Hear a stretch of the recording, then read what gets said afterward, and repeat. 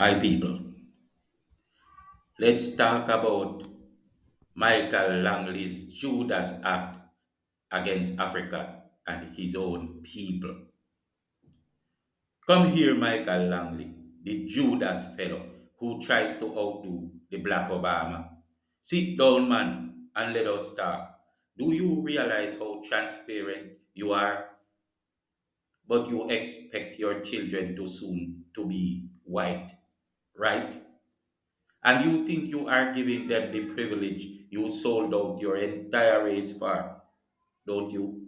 Man, in the end, you only receive the opposite. That is how stuff like this works. You need some integrity, bro. Welcome to the SkyWalker Channel, my people. Here is where good coffee makes bad people feel bad, but that's not a bad thing. Mr. Langley, the house negro.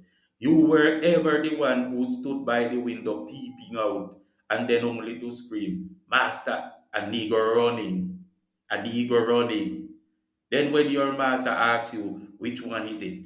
What does he look like? You would say, Master, he looks like me. Cut off his toe. Michael Langley is the ultimate house negro, and no amount of badges can amount to honor in him. Let's respond to the Western interference in African sovereignty. America, or even Europe, you ain't us. Stay out of our business. We don't need you over there. There are some serious problems in America, and Michael Langley can tell you about how people like Donald Trump would treat people like him like shit over in America. Instead, he is trying to interfere with an African leader who is in Africa doing all he can for his people. What makes a house slave like Langley tick? Explain this. Hmm. It's his Judas nature. He believes he can go where he thinks that power is at and change shape shift, like he can shape shift into a Caucasian. He wants his own without care for his own people.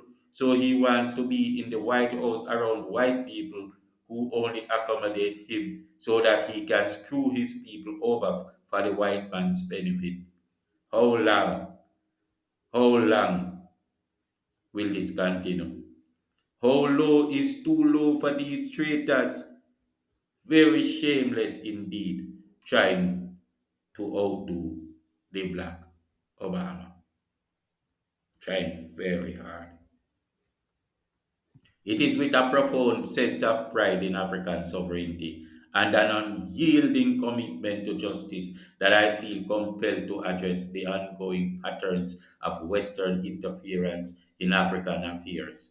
The recent accusations made by General Michael Langley against Captain Ibrahim Traore reflect a disturbing trend of using individuals within our own diaspora to critique and undermine African progress.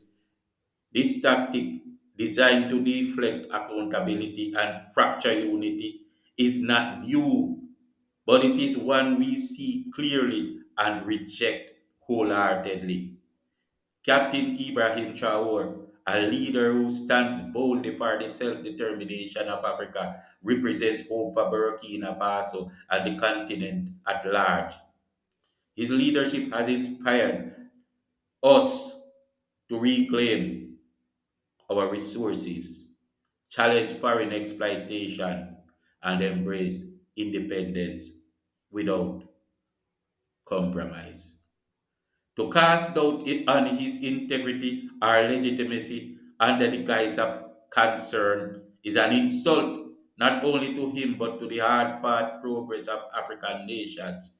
We do not wish to see another blackface used as the frontman for white supremacy, especially one tasked with showing the first stone against their own people, a black white supremacist, a black clan member in army suit. The association, the association, that's what he wants to be associated like the host negro, like the host negro association, superior by association, superior by association. Yeah. Why do I want to say assassination? Yeah, that's what they want to do. That's what they want to do. The assassination of Muammar Gaddafi serves as a painful reminder of how this strategy plays out. Lies and misinformation were spread against Gaddafi to justify foreign intervention and destabilize Libya, a tragedy felt across Africa.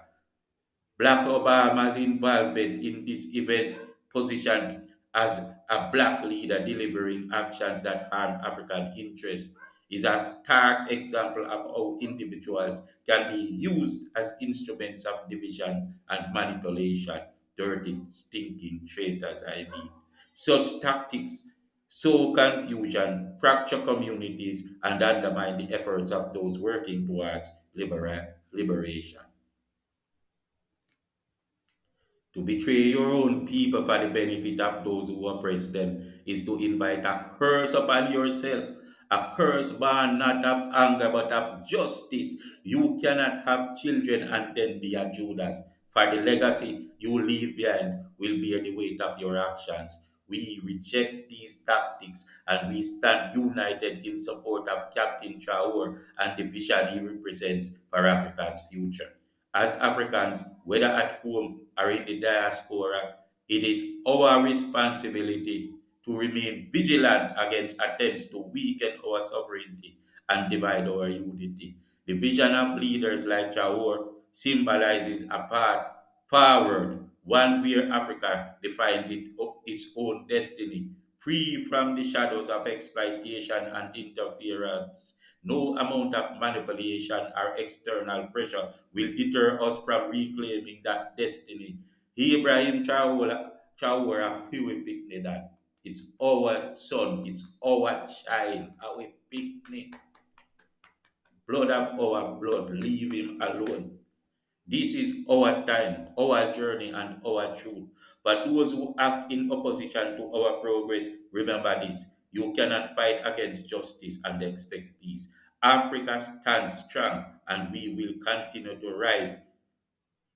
Ibrahim Traore and Fiwi Pikni.